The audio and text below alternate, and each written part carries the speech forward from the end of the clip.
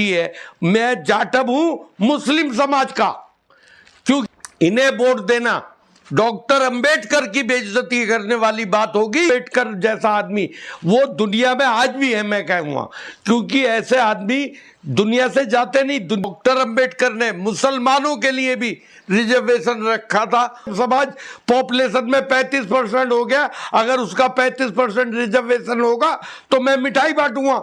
उन्होंने जितने भी वायदे करे, एक वायदा उन्होंने पूरा करा। आज संविधान निर्माता बाबा साहेब अम्बेडकर की जयंती है, क्या कहेंगे इस पर? सभी भाइयों को मेरा सलाम और जय भीम। मैं खुद एक हिसाब से जाटव हूँ, क्योंकि संविधान जो है डॉक्टर अंबेडकर ने हमारे लिए भी लिखा था, और डॉक्टर अंबेडकर से मैं 45 साल से प्यार करता हूँ। जब मेरी उम्र 17 साल की थी, जब से उनसे प्यार करता हूँ, डॉक्टर अंबेडकर से, कि हमें जो लूटा हमारे अपनों ने लूटा। डॉक्टर अंबेडकर ने मुसलमानों के लिए भी रिजर्वेशन रखा था, मगर इन लोगों ने उस रिजर्वेशन को हमारे अपनों ने खत्म कर दिया। और डॉक्टर अंबेडकर जैसा आदमी ना दुनिया में आया है और आज भी दुनिया में है, क्योंकि मेरा जाटव समाज मेरा उन्हें मानता है, उनका मान सम्मान करता है, मैं उनकी इज्जत करता हूं। और वो सबका ध्यान रखने वाहिद आदमी हिंदुस्तान की सरजमीन पे आया था, जिसने सब समाज का वो ध्यान रखा और सबका भला चाहा। वो डॉक्टर अंबेडकर साहब थे।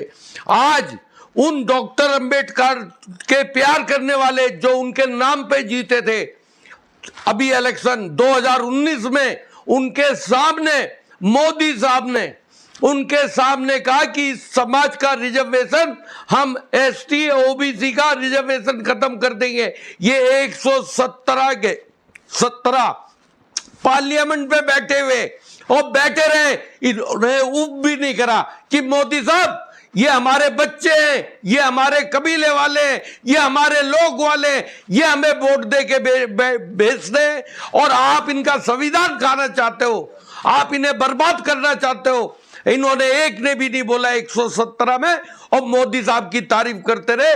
मैं आज अपने जाटव समाज भाइयों से ये कहता हूं, जो इन्हें वोट दिया था वो इनसे वोट ना दे। इन्हें वोट देना डॉक्टर अंबेडकर की बेइज्जती करने वाली बात होगी। ये वो देश के तुम्हारे बच्चों का, तुम्हारी नस्लों का, तुम्हारे समाज का हक जो है ये खत्म करवाने वाले लोगों के साथ रहे, और इन्होंने एक ने भी आवाज नहीं उठाई। मैं कहता हूं जो भी बीजेपी का कैंडिडेट लड़ रहा है अपने जाटव समाज से, अपने जो और भी एसटी ओबीसी समाज है, कि इन्हें वोट देना, अपने समाज को पहले ही बायकॉट कर देना। जो मुसलमानों का हाल है, जो मुसलमानों को नौकरी नहीं मिलती, क्योंकि हमारे अपनों ने हमें बर्बाद करवाया था। डॉक्टर अंबेडकर तो हमें फिर भी चाहते थे कि हमें संविधान में हमें हिस्सा मिले, हमें नौकरियों में मिले। उन्होंने कहा तुम्हारे समाज में भी गरीब आदमी है, तुम्हारे सिस्टम में भी गरीब आदमी है। तो हमारे 4-5 बड़े थे, उन्होंने कहा हम एक साथ मस्जिद में खाना खा लेते।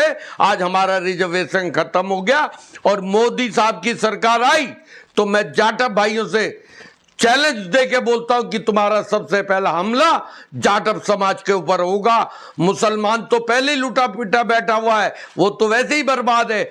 मगर मैं बता रहा हूं, आप सबसे आंखें खोलना चाहता हूं कि 117 को ध्यान रखिए। जो बीजेपी पार्टी में थे उन्हें वोट देना, अपने बच्चों को पहले अपने घर में शहीद कर देना। आपने नीले रंग का शर्ट पहना है, आज जो है नीले रंग का जो लोग झंडा लहरा रहे हैं, इससे क्या संदेश देना चाहते हैं लोग? मैं खुद जाटव समाज से प्यार करता हूं, और जाटव समाज हमारा ऐसा है, अगर ये हिंदुस्तान में राहुल भैया के साथ आ जाए तो मैं बताता हूं कि इनका हक भी मिलेगा और मुसलमानों का हक भी मिलेगा, हमारा भी काउंटिंग होगी। और इनकी जो पहले था इनका 22.5% रिजर्वेशन, वो आज इनकी जो पॉपुलेशन बढ़ी है उसमें 35% का हो जाएगा, क्योंकि राहुल भैया ने आम मार्केट में बोला है कि जिसका जितना हिस्सेदारी होगी उतनी उसकी साझेदारी होगी। ये राहुल भैया का वो है। क्या 2024 में अगर इंडिया गठबंधन की सरकार बनती है, राहुल गांधी प्रधानमंत्री बनते हैं, तो पूरे देश में क्या ये कास्ट सेंसस होगा? जी, राहुल भैया ने बोला है और राहुल भैया ने आज तक, मैं बता रहा हूं उनके समाज की बात, हिंदुस्तान में जो भी चीजें बनी हुई हैं, मोदी साहब एक चीज बता दें क्या बनवाई है, एक आइटम हिंदुस्तान में गरीब बच्चों के लिए क्या, जाटव बहनों के लिए क्या, जाटव भाइयों के लिए। और एक और बात बताता हूं राहुल भैया की, मेरी बहनों को अगर 24 में मेरे राहुल भैया बन गए तो 24 में 50% मेरी बहनों को हक मिल जाएगा और उनकी वाह वाह हो जाएगी। लेकिन कल प्रधानमंत्री जी ने अपने भाषण में कहा कि देश का संविधान कोई भी नहीं बदल सकता, खुद अंबेडकर साहब भी आ जाए तो देश का संविधान नहीं बदलेगा। तो ऐसे में आप जो ये कह रहे हैं कि रिजर्वेशन खत्म हो जाएगा, जैसी बातों का क्या औचित्य है? मोदी साहब की बात पे तो आप मुझसे ज्यादा जानती है मेरी बहन, उन्होंने जितने भी वायदे करे, एक वायदा उन्होंने पूरा करा, उन्होंने वो बोलते हैं जो करते नहीं है। 15 लाख रुपए दिए, बहनों का रिजर्वेशन 29 में करेंगे, और हम कहते हैं कि हम 50% अपनी बहनों को हर जगह हिस्सा देंगे। और मेरा बस चला तो बहनों के लिए मैं राहुल भैया से अपील करूंगा कि बहनों को 55% हिस्सा दो, क्योंकि मेरी बहनें और मेरी बेटी है ईमानदार होती है, चाहे वो किसी भी समाज की हो। प्रधानमंत्री जी कहते हैं कि 40 करोड़ की जनता मेरा परिवार है और मोदी की गारंटी पे विश्वास करते हैं लोग। तो आप लोग दलितों में और स्वर्ण हिंदुओं को बांटने की कोशिश कर रहे हैं कास्ट सेंसस के नाम पे, आप इसको कैसे देखते हैं? मोदी साहब ने, जिसने, मैं क्या बताऊं, उसकी जीती जागती बात है कि उसकी बीवी उसके घर में नहीं, और कौन उसके घर में होगा यार? जो अपनी बीवी का नहीं हो सका वो तुम्हारा क्या होगा? वो सिर्फ गुजरात वालों का है और किसी का नहीं है। जो 19 आदमी है गुजरात में भी, ओनली जो 19-20 आदमी है उनका है, और वो किसी का सगा नहीं है। तुम्हारे ऊपर भी जो मेरी बहन आप ये बात कर रही हो, तुम्हारा हिस्सा भी उसने मार रखा है। और हमारी सरकार अगर आ गई तो राहुल भैया से मैं अपील करूंगा कि बहनों को सरकारी महकमों में लाए और उन्हें 55%। गांधी पर उनका आरोप है कि वो जातियों में बांट रहे हैं हिंदू समाज को। जातियों में नहीं बांट रहे, मुसलमानों का हक भी तो मार खा रखा है। हमारे अपने समझ ने खिलवाया हमारा हक। वो तो कहते हैं जिसकी जितनी साझेदारी उतनी उसकी हिस्सेदारी। आज मेरा जाटव समाज पॉपुलेशन में 35% हो गया, अगर उसका 35% रिजर्वेशन होगा तो मैं मिठाई बांटूंगा। क्यों लग रहा है कि ये नीला शर्ट पहन लेने से बहुजन समाज आपके साथ आ जाएगा? नहीं नहीं, नीला शर्ट मैं उनकी इज्जत करता हूं, डॉक्टर अंबेडकर की, क्योंकि वो नीले रंग का सूट और नीली शर्ट पहनते थे। और डॉक्टर अंबेडकर जैसा आदमी वो दुनिया में आज भी है, मैं कहूँगा, क्योंकि ऐसे आदमी दुनिया से जाते नहीं, दुनिया में रहते हैं। और वो आज भी उनकी इसीलिए इज्जत है। और नीली शर्ट पहनना कि मैं भी जाटव समाज से गिनती होती है।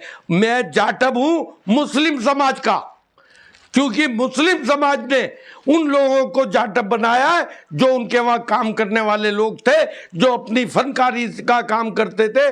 और पसमंदा उन्हें कहा जो दर्जी का काम करते थे, जो सिलाई का काम करते थे। तो मैं भी उसी समाज से हूं, मैं मुस्लिम समाज का जाटव हूं। सर, मोदी जी ने अभी अपने भाषण में ये कहा था कि संविधान, आप संविधान की बात कर रहे हैं, तमाम लोग आज जो है संविधान। तो पार्लियामेंट में क्या कहा था भाई? जब नहीं, संविधान को जब पार्लियामेंट में बोला था, जब कौन मेरा भाई बोला था बताइए? 117 एमपी थे, उसी दिन सरकार गिर जाती। इन लोगों की बात पे भरोसा कर सकती हो? मेरा सवाल ये है कि अभी संविधान की उन्होंने बात की और उन्होंने उसके बाद ये कहा कि भारत का जो संविधान है धार्मिक है, कुरान, गीता, और इसके मतलब एक संविधान को धार्मिक किताब से बदल देना, आप इसका अंदाजा आप किससे लगा रहे हैं? मैं बताऊं आपको, बदलना चाह रहे हैं? मोदी साहब की बात बताऊं। 8 थल सेना के सैनिक जा रहे थे, उन्हें फांसी लग रही थी कतर में। मैंने मेहनत करी तो वो थल सेना सैनिक हिंदुस्तान में आ गए। मोदी साहब ने लेटर भेजा। फिर इन्होंने 370 पे बात करी तो वो कश्मीरियों के फायदे के लिए मैंने बात करी, समझे नहीं? तो इसमें ये सामने आ गए, समझे नहीं कि नहीं? वो तो हमने 370 पे कश्मीरियों